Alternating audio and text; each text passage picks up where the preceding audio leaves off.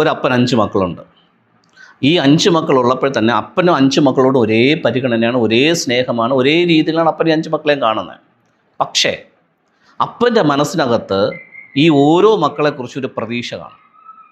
ഇതിലൊരു 3 മക്കൾ ഈ പ്രതീക്ഷ കളഞ്ഞിട്ട് അവരവരുടേതായിട്ട് രീതിയിൽ പോയെന്നിരിക്കട്ടെ, 2 പേര് അപ്പൻ്റെ പ്രതീക്ഷയ്ക്ക് കണക്റ്റഡായിട്ട് നിൽക്കുവാണ്. അതിൽ ഒരു വ്യക്തി അപ്പൻ പറയാതെ തന്നെ അപ്പൻ്റെ ഹൃദയത്തിനകത്തുള്ള കാര്യങ്ങളെ മനസ്സിനകത്ത് ആക്കി എക്സിക്യൂട്ട് ചെയ്യുന്നൊരു വ്യക്തിയാണെന്നിരിക്കട്ടെ. അപ്പൻ എന്ത് ചിന്തിക്കുന്നോ അതതുപോലെ അവൻ എക്സിക്യൂട്ട് ചെയ്ത് കാണിക്കും. ഈവൻ ദോ ഈ 5 മക്കളോട് അപ്പന് കോമൺ ആയിട്ട് സ്നേഹവും വാത്സല്യവും ഒക്കെ ഉണ്ടെങ്കിലും ഇതിൽ ഏറ്റവും കൂടുതൽ അപ്പൻ്റെ ഹൃദയം കണക്റ്റഡ് ആയിരിക്കുന്ന ആരോടായിരിക്കും? റൈറ്റ്.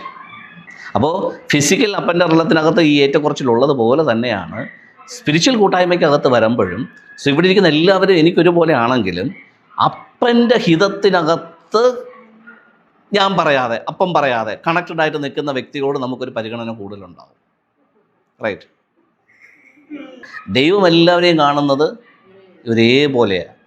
യേശുവിനെ കാണുന്നതും എന്നെ കാണുന്നതും ദൈവത്തെ കാണുന്നതും റസിനെ കാണുന്നതും ഇനിയിപ്പം ദൈവത്തെ അറിയാത്തവർ തന്നെ കാണുന്നതും തീവ്രവാദിയെ കാണുന്നതും യുക്തിവാദിയെ കാണുന്നതും ദൈവത്തിനെല്ലാം ഒരുപോലെ തന്നെയാണ്. ദൈവത്തിൻ്റെ പെർസ്പെക്റ്റീവിൽ അങ്ങനെയാണ്.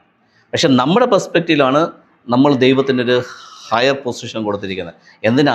അങ്ങനെ ഇരുന്നാൽ മാത്രമേ നമുക്ക് നമ്മുടെ മനസ്സിനകത്ത് ആ ചില കാര്യങ്ങൾ വർക്കൗട്ട് ആകത്തുള്ളൂ. ആ ദൈവവുമായിട്ട് മച്ച ബന്ധമാണെങ്കിൽ ചിലപ്പോൾ ചില കാര്യങ്ങൾ നമ്മുടെ മൈൻഡിനകത്ത് ചിലപ്പോൾ വർക്കൗട്ട് ആകത്തില്ല. ഓക്കെ. പക്ഷെ ദൈവത്തെ എല്ലാ രീതിയിലും കാണാൻ പഠിക്കണമെന്നാണ്. ദൈവമായിട്ടും അപ്പനായിട്ടും സഹോദരനായിട്ടും അമ്മയായിട്ടും ഒക്കെ ദൈവത്തെ കാണാൻ പറ്റിക്കഴിഞ്ഞാൽ നമുക്ക് കുറച്ചുകൂടെ മാനുഷിക മൂല്യങ്ങളെക്കാൾ കൂടുതൽ ആ ദൈവത്തെ ആ പൊസിഷനിലെല്ലാം നമുക്ക് ആസ്വദിക്കാൻ പറ്റും. ഓക്കെ. എൻ്റെ അമ്മ എന്നെ സ്നേഹിക്കുന്നില്ല, എന്നെ കളഞ്ഞിട്ട് പോയ വ്യക്തിയാണെങ്കിൽ എനിക്ക് ദൈവത്തെ ആ സ്ഥലത്ത് റീപ്ലേസ് ചെയ്യാൻ പറ്റും. ഓക്കെ. എനിക്ക് അങ്ങനെ ഒരു ഫീൽ ദൈവത്തിൽ നിന്ന് കിട്ടാൻ തുടങ്ങും. സോ എവിടെയൊക്കെ ഗ്യാപ്പുണ്ടോ അവിടെയെല്ലാം കൊണ്ട് ദൈവത്തെ വെച്ചാൽ മതി. അത് നമ്മൾ വെക്കുന്നതാണ്, ദൈവം വെക്കണമെന്ന് ആവശ്യപ്പെടുന്നതല്ല. അതുകൊണ്ട് ആ ഹോളി സ്പിരിറ്റിനെ കുറിച്ച് പറയുമ്പോൾ, അനോയിൻറ്റിങ്ങിൻ്റെ ഹോളി സ്പിരിറ്റിനെ കുറിച്ച് പറയുമ്പം ഹീ ഈസ് എ കമ്പാനിയൻ എന്ന് പറയുന്നത് അതുകൊണ്ടാണ്. എവിടെ വേണമെങ്കിലും റീപ്ലേസ് ചെയ്യാം.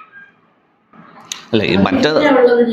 ഈ ഇപ്പോൾ ഈ അപ്പനെന്ന് തന്നെ പറയാൻ കാര്യം എന്താണെന്ന് വെച്ച് കഴിഞ്ഞാൽ അത് എല്ലാവരെ സംബന്ധിച്ചിടത്തോളം ഒരു കോമൺ ആയിട്ടുള്ളൊരു പോയിൻ്റാണ്. എല്ലാവർക്കും അപ്പനേക്കാൾ കൂടുതൽ സഹോദരൻ സ്നേഹമായിരിക്കത്തില്ല, എല്ലാവർക്കും അപ്പനേക്കാൾ കൂടുതൽ കസിന സ്നേഹമായിരിക്കത്തില്ല. അതൊക്കെ റയറസ്റ്റ് ആയിട്ടുള്ള കേസാണ്. ആ വ്യക്തികൾ അങ്ങനെ എടുത്തോട്ടെ.